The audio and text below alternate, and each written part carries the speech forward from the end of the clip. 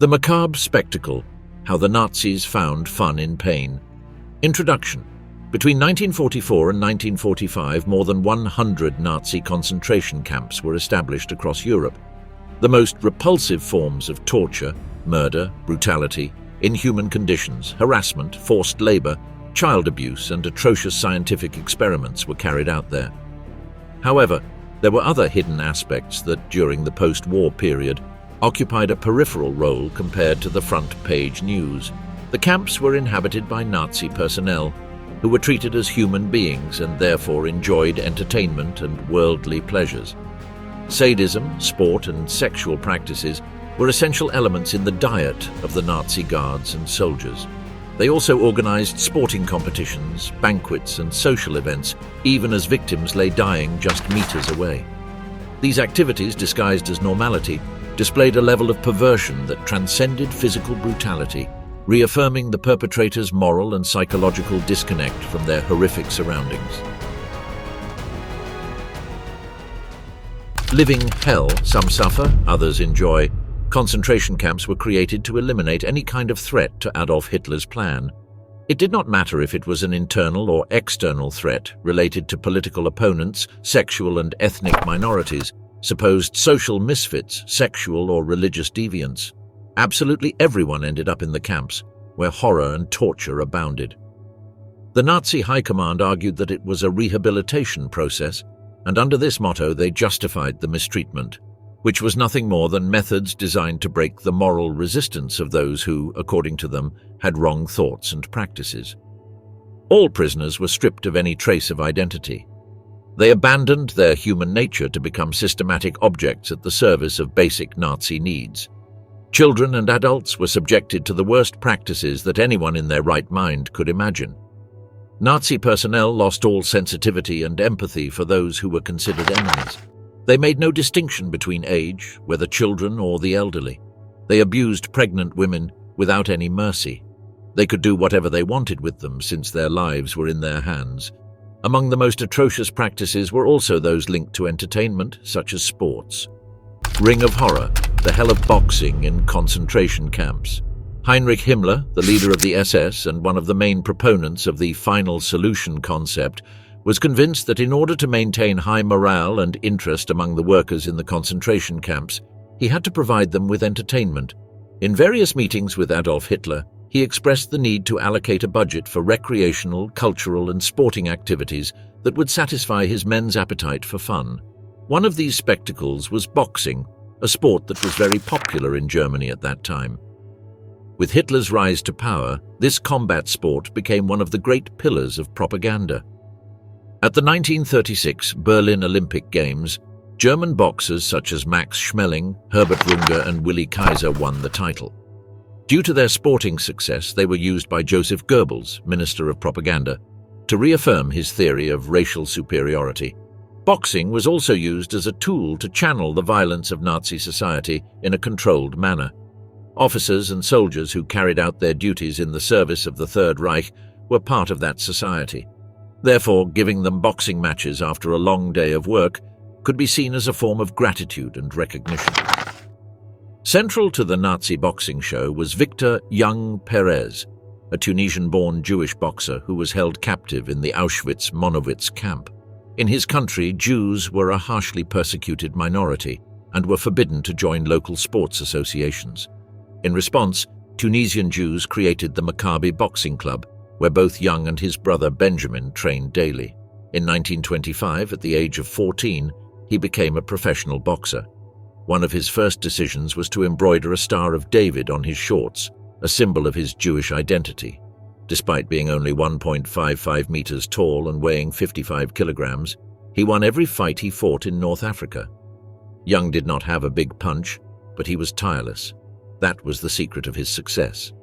After achieving success on his continent, he took his dreams to France, where he fought the American boxer Frank Canaro for the world title and emerged victorious. By the time he returned to Tunisia, the news had already spread. More than 100,000 fans, including Jews and Muslims, cheered him on in the streets. When World War II broke out, young Perez was living in Paris. Following the German invasion, laws were passed isolating Jews from French society, confiscating their property and forcing them to wear a yellow star. Unlike the symbol embroidered on his boxing shorts, Perez refused to wear it. He was betrayed, and in September 1943 he was arrested and sent to the Drancy transit camp in Paris. Shortly afterwards, he was taken by train to Auschwitz-Monowitz.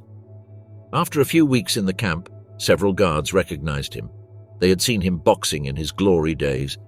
Shamelessly, they asked him to give them a private show, where they were able to repeatedly watch his best punches. Seeing that his talent was not to be wasted, they allowed him to train for a few days and even gave him extra food rations to regain some of the muscle mass he had lost along with his freedom.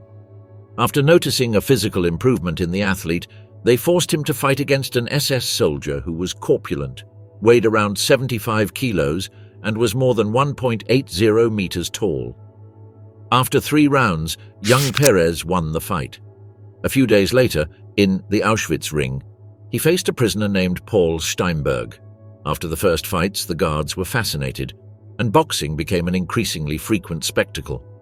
Young was forced to fight approximately 140 matches against various prisoners during his 15 months in Auschwitz-Monowitz. Although he often fought against opponents much taller and heavier than him, he was only defeated once. It should be noted that, although young Perez's case was not unique, most prisoners did not have the energy to play sports. They ended the days exhausted from forced labor, so only those who enjoyed certain privileges could be used as living spectacles. Another Jewish boxer who achieved some fame for participating in the Nazi horror show was Tadeusz Pietrzykowski. Born in Warsaw in 1917, he had finished second in the Polish bantamweight competition. Tadeusz was arrested while trying to reach France to join the Polish army in exile and was sent to Auschwitz-Birkenau as a political prisoner. Between 1941 and 1943, he fought between 40 and 60 bouts in the concentration camp. He faced several German heavyweight deportees and defeated his own capo, Walter Deuening. The latter, instead of seeking revenge, rewarded him with a piece of bread and some meat. These victories made him the most prominent boxing champion at Auschwitz, being applauded at night by the same Nazis who tortured him during the day. At the Mauthausen-Gusen concentration camp, the star boxer was Segundo Espalargas, also known as Paulino. He was a Spanish Republican who fought every Sunday at the request of the SS commander, N4ZIS. After dozens of fights, he earned the nickname the brave and undefeated boxer of Mauthausen, as no opponent could defeat him, not even the German soldiers who dared to challenge him. Paulino, like the other boxers in the concentration camps, knew that boxing was his only hope of survival. He knew that he was unlikely to be killed, as if he were, the camp high command would lose their show. Seeing that boxing improved their living conditions, some prisoners lied during initial interrogations and claimed to be boxers. However, the truth quickly came out, as they were often easily defeated by experienced boxers. Symphonies of hell, music and horror in the concentration camps. Adolf Hitler was a music lover, especially the work of composer Richard Wagner, who died 50 years before the Nazi leader came to power in Germany. For decades, questions arose about the reason for his fascination, whether it was due to the composer's explicit anti-Semitism or to the Germanic sagas to which he set music, which Hitler would use to cement his ideology. Historian James Kennaway describes Wagner's music as the soundtrack to megalomania. The first orchestras in concentration camps appeared in 1933, at the beginning of Hitler's rise to power. However, the first links to the Holocaust emerged in 1939 with the start of the war. Since the invasion of Poland, the Nazis resorted to music to silence the cries and pain of the Jews. On February 1, 1940, Nazi troops confiscated more than 300,000 sacred books related to Judaism and burned them in a square in front of the yeshiva. Thousands of Jews gathered around the fire, crying inconsolably. In the midst of this scene, the German army called in an orchestra to play cheerful music and try to cover up the cries. Something similar happened in 1941 during the Babi Yar massacre. The Germans rounded up more than 33,000 Jews who were shot in 2 days. During their execution, waltzes and cheerful songs from German orchestras could be heard over loudspeakers installed by the SS. There were 6 extermination camps in the Holocaust: Belzec, Treblinka, Sobibor, Majdanek, Auschwitz-Birkenau and Chelmno. Only the latter had no orchestras nor choirs made up of prisoners, as it functioned as a mobile camp in which Jews, usually from the Lodz ghetto, were killed as soon as they arrived. In the other camps, orchestras often lasted for several months or even a few years. At Treblinka there were 3 orchestras, one of them directed by Arthur Gold, a well-known jazz and tango composer from Poland who lived in the Warsaw ghetto. The inmate musicians wore special suits and played while the soldiers ate, facing the window. There were 6 orchestras and a choir in Auschwitz, 1 orchestra and 1 choir in Auschwitz I, 2 orchestras in Auschwitz II Birkenau, and 2 orchestras in Auschwitz III Monowitz Buna. In the first 2 camps, the musical groups were required to play in the morning and in the evening, upon the prisoners' departure and return from forced labor. Unfortunately, they were required to play anti-Semitic marches and chants, as well as pieces by Beethoven, Schubert, Bach, and Wagner. Primo Levi, an Italian Jewish writer, anti-fascist resistance fighter and Holocaust survivor, recounted that this music made the bodies of prisoners, who generally seemed soulless like robots, function just by listening to it, and that without it they would have had to work long hours to return after working themselves to exhaustion in the camps. Orchestras in the camps could be composed of non-Jews, but the musicians who played at the entrance to the gas chambers had to be exclusively Jewish. In Majdanek in August 1943, a truckload of 200 Jewish orphans, including infants and children up to 12 years old, arrived. Meanwhile, the German troops ordered the orchestra to play Yiddish lullabies. Like the boxers in the camps, the musicians received certain benefits over other prisoners. Both Simon Lax, a surviving French Jew who served as orchestra conductor at Auschwitz-Birkenau from 1943 to 1944, and the Auschwitz Women's Orchestra led by Alma Rosé, mentioned that they fought for better living conditions. They were allowed to rehearse indoors rather than outdoors. They were exempt from forced labor and had short breaks. The musicians slept in pairs, not crowded together like the other prisoners. They had straw mattresses and their sheets were changed every 7 days. They also had a weekly shower and a loaf of bread for 4 people. That is why, out of the 40 musicians in the orchestra, 38 survived. However, being a musician did not guarantee survival. In the Janowska camp, an orchestra consisting of top-level artists had been created. However, in 1943, the Nazi authorities decided to kill all Jews, and musicians were no exception. As for the instruments used, the harmonica was one of the most requested. In fact, even the guards were seen playing some tunes. The use of the accordion was also quite common. The German officers were devoted to this instrument and used to gather around to listen to some songs performed by the prisoners. Macabre entertainment, the games that fascinated the Nazis.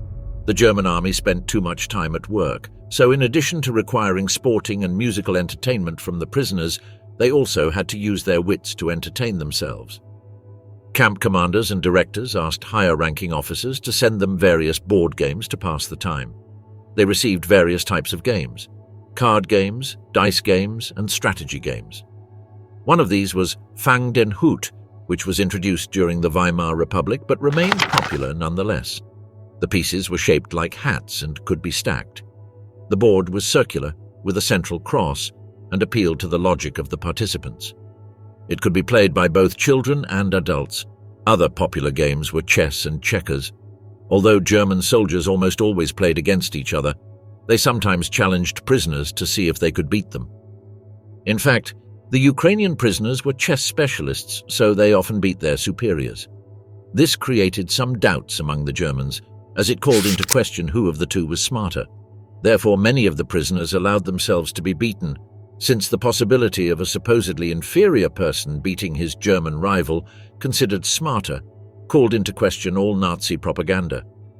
Therefore, when the prisoners won, their executioners gave them a severe beating. Card games were also popular among prisoners and soldiers. They had different rules, with certain cards being worth more than others. Some soldiers played tarot, an occult practice that was quite popular among the Nazis.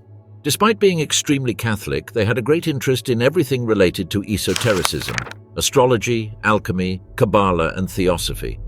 The game of life, how football helped people survive the Holocaust.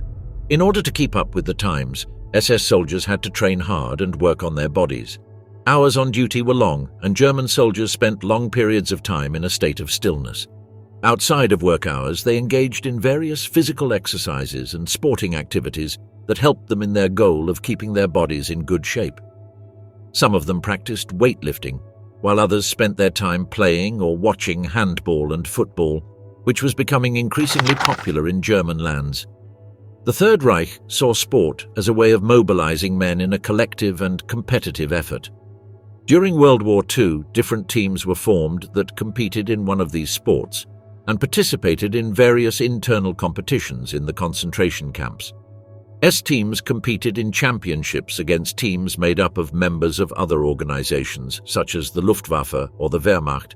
In turn, soldiers in the camps of the General Government of Poland organized various tournaments among themselves, and this activity grew from 1942 onwards. From that year onwards, prisoners in the camps worked more intensively. High-ranking Nazis welcomed the fact that beyond the suffering and punishments they were subjected to, they had some brief periods of entertainment. Thus, during these breaks, some prisoners took advantage of the opportunity to be spectators at these football matches, and sometimes several of them jumped onto the field to form part of the teams.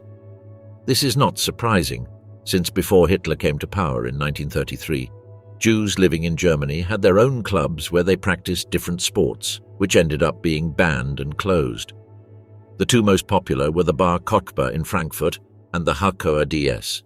Among the footballers who were imprisoned in concentration camps was Julius Hirsch, who played for the Karlsruhe youth team and was known for his powerful left foot. In 1909, he played his first match for the German national team, where he played 7 games, the most famous being the match in which he scored 4 goals against the Netherlands. Hirsch, along with Gottfried Fuchs, were the only 2 Jews in history up to that time to play for a German national team. In 1925, at the age of 33, he gave up his career as a footballer but became a football coach. Shortly afterwards, with the various financial sanctions imposed on German Jews by the Nazi regime, Hirsch was dismissed from his job. Such was the shock that he attempted suicide, but when he failed, he was sent to a mental institution. Julius was sent to do forced labor, and although his fate is unknown, it is presumed that he was murdered in Auschwitz. Another well-known case was that of Eddie Hamel, known as the first great right-winger of Ajax in Holland. Hamel honored the Jewish community of the 1920s by being the only Jew to play for the Amsterdam team, one of the most important in the world. After the arrival of Nazism, Eddie was sent to Auschwitz-Birkenau, where he was unfortunately killed in a gas chamber. Another different case was that of Saturnino Navazo, a Spanish Republican militant who was arrested in France and taken to the Mauthausen camp. When the Nazis discovered that he was a footballer, they decided that, instead of harassing him harshly, the best option was to let him go hungry for a while, but give him an extra ration so that he could train the soldiers. Navazo was sent to the kitchen, where he could live in better conditions. One of the most iconic stories was that of Antoni Liko, who in 1930 was playing for Wisła Kraków in Poland. He was one of the top players of the moment and was even called up to play in the 1938 World Cup in France, but was unable to do so due to an untimely injury. After the German invasion of Poland, Liko was arrested by the Gestapo due to alleged links with the Polish armed resistance and was sent to Auschwitz. On June 2, 1941, Liko took part in one of the matches between prisoners and kapos, or members of the SS. It is said that the inmates were afraid of scoring goals since after the match, the German staff subjected them to beatings. However, Liko had no qualms and scored 2 goals in the match in which the Polish prisoners defeated their superiors 5-3. The next day, he was sentenced to execution for resisting state power, along with leading members of the Jewish community, including doctors, engineers, politicians, and students. Liko was taken to a gravel pit outside the boundaries of Auschwitz. The executions took place at a party hosted by Hauptsturmführer Karl Fritsch, which was attended by invited officers and non-commissioned officers, along with their wives. According to the account that emerged after the war, Liko resisted and did not go down with the others. In fact, there were 2 occasions when he tried to escape. That is why Fritsch himself shot him in the back of the head with his pistol. Shortly afterwards, his remains disappeared into the crematorium at Auschwitz, along with those of his 80 murdered comrades. In the post-war period, various stories were spread about alleged matches between prisoners and guards, but not all of them are true. What was verified was that the matches were not always between teams of 11 players. The Germans liked to put together squads of prisoners according to their nationalities or their occupations. In some camps, there were teams of carpenters, cooks, cleaning staff, among others. The Nazis enjoyed playing football matches against each other and forced the prisoners to watch and applaud. One of the greatest amusements for the German staff was watching matches between hungry and physically unfit prisoners.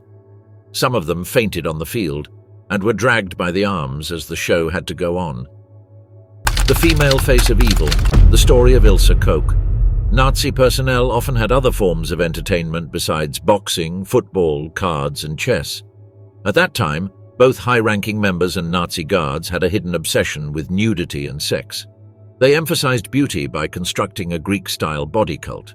Sex was part of the daily agenda of Nazis, not only in practice, but also in viewing it, sometimes in somewhat macabre and sick ways. This fanaticism can be illustrated by the story of Ilse Koch, known under the pseudonym the Bitch of Buchenwald, a sadistic, nymphomaniac and murderous Nazi soldier. Her appearance showed her as an angelic woman, with her merely curly red hair and a face that seemed sculpted by the Greek gods. Her fellow SS members admired her for her beauty as well as for her striking powers of seduction, which she used to always get what she wanted, both politically and to satisfy her primitive instincts. She was totally mesmerized and attracted by Nazi dogma, and all her actions were accompanied by her convictions, including her perversions. Margaret Ilse Koch, née Kohler, was born in 1906 in Dresden, Germany, to a middle-class family. Growing up, she was a quiet, responsible, and well-behaved girl who became very popular and well-liked by her schoolmates. At the age of 15, she left school to work in a factory. Shortly afterwards, she took up a job as a saleswoman in a bookstore. It was during this time that she began to show an interest in the Nazi Party, of which she became a secretary and later a member. By 1932, her beauty and intelligence were attracting everyone's attention, and it was Heinrich Himmler himself who chose her as the wife of one of his favorite assistants, Karl Koch, from whom she adopted his surname. In 1936, they married, and 3 years later they moved to Buchenwald, one of the largest extermination centers, because Ilse's husband had been appointed commander. Karl Koch was an ambitious and unscrupulous man, and those who knew him describe him as a man who knew no bounds. Ilse was also. Normally, wives of commanders and officers did not cooperate with their husbands, but she proved to be the exception to the rule. The first few months were fairly ordinary in Koch's perverse life, as they devoted themselves to raising their 3 children, Artwin, Giselle, and Gudrun, although the latter died while her parents were on holiday. In fact, they refused to return despite knowing that she was in a serious condition. Ilse Koch's malice was demonstrated when she and her husband built a house opposite the concentration camp so that they could watch the extermination as a spectacle. They also built a zoo there for which they ordered exotic species from all over the world to be brought in. This house, known as Villa Koch, was used as a kind of riding arena where Ilse could commit her sexual crimes. This place was 40 times 100 meters in size and 20 meters high. Inside the riding arena was a room with walls covered with mirrors which were used for collective orgies. As it was only a few meters from the barracks, the prisoners could hear exactly what was going on inside. Obsessed with her physical appearance, Ilse had wine brought from Madeira, Portugal, to give herself nourishing baths. Her wardrobes were filled with expensive clothes, furs, perfumes, and shoes. In the mornings, she would ride her horse through the countryside and harass the prisoners with whips. She took delight in setting wild dogs on pregnant women, who were torn to pieces. The nights were filled with sadism and pleasure. She would organize lesbian orgies of up to 12 people at a time with the officers' wives, and after a certain time, she would move on to having sex with her husband's subordinates. Another of her perverse actions was to stand at the entrance to the camp with her breasts bare as new prisoners arrived. She would fondle and suck their bodies lustfully while shouting lewd comments. If any of the prisoners dared to look her in the eyes, she would beat them to exhaustion. According to one account that emerged after the war, Koch shouted, "What do you think you're doing looking at my legs?" at an inmate named Walter Retterpath while slapping him with her riding crop. If there was one woman to be feared in the extermination camp, it was the slut of Buchenwald, as coke was known. Another of the atrocious practices was a collection of lamps made from human skin. She collected the most striking tattoos from her prisoners, removing them without anesthesia after applying phenol. She also used the skins to bind books, make tablecloths, and make gloves. Coke was fascinated with decorating her house with tortured prisoners. Not only did she place these striking lamps on her nightstand, but she also adorned her house with the heads of dead prisoners. Ilse would order them to be chemically shrunk and then lined up in her dining room. Those who entered the coke house commented that they had up to 12 heads at a time. In addition to using them as his own decorations, Coke sent these heads as gifts to members of the Nazi High Command. Albert Granovsky, a Jew who was forced to work in the camp's pathology laboratory, mentioned that Ilse wore panties decorated with prisoners' tattoos. Coke's orgy and sexual intercourse ended when Soviet troops arrived at Buchenwald, and despite her attempts to flee, she ended up imprisoned. During her trial in 1951, the prosecutor issued the following damning words. She was one of the most sadistic elements of the Nazi criminal group. If there was one scream in the world, it was that of the innocent, tortured people who died at her hands. After hearing 240 witnesses, Ilse Coke managed to cry out, "I am guilty, I am a sinner." Although the initial sentence was life imprisonment, it was later reduced to 4 years in prison. In 1967, at the age of 61, she ended her life by hanging herself with the sheets of her bed. In a note, she left her last words. "There is no other way out for me. Death is the only liberation." Human toys. The atrocious story of Jewish children in concentration camps. The Nazi guards outdid themselves daily in terms of wickedness. It was not enough for them to physically and psychologically torture men and women. Some of them also took particular delight in mocking and mistreating both boys and girls of Jewish origin. Such was their macabre obsession that they turned them into objects of amusement. Some guards took pleasure in beating the children against the camp walls until they died. Their mothers cried inconsolably, and the captured children cried out for mercy without being able to do anything else to defend them. There were many children who, desperate for hunger, were looking for food wherever they could find it. The bravest ones stole it from the officers, who upon discovering them beat them savagely until they were killed. In the various concentration camps, children became accustomed to living in subhuman conditions. Those who were old enough to walk and carry objects with their hands were forced to do hard labor for long hours, without access to rest and in desperate hunger. Perhaps the worst thing for these children was not their own death, but that they had to tolerate seeing their younger siblings die in their own arms, while the guards watched with indifference and pleasure. One of the stories that stands out for its malice is that of the twin sisters Eva and Miriam Moses Kor, who became the favorite plaything of Josef Mengele, known as the Angel of Death, who was obsessed with learning more about the genetics of twins and carried out practices as harmful as they were nefarious. In 1944, at the age of 14, the sisters entered Auschwitz with their family and soon became objects of experimentation for Mengele. The Angel of Death used to walk through the halls of Auschwitz with chocolates in his hands to attract children and persuade them to become his prey. Apparently, the children approached him with enthusiasm, believing him to be harmless. But soon they knew terror in the flesh. This is how he met Miriam and Eva. Mengele tied the twins by the arms to restrict blood circulation until they fainted. Once they had passed out, he would inject chemicals into their eyes and other parts of their bodies. The twins emerged from his laboratory crying inconsolably over what their bodies had to experience, but the Angel of Death emerged with a smile from ear to ear, whistling some classical music, more than satisfied with his supposed contribution to science. Veiled hell, women forced into the Mauthausen brothel. The Nazis portrayed themselves as conservative when it came to sexual acts, but as the case of Ilse Coke showed, this was only a matter of discourse that differed from reality.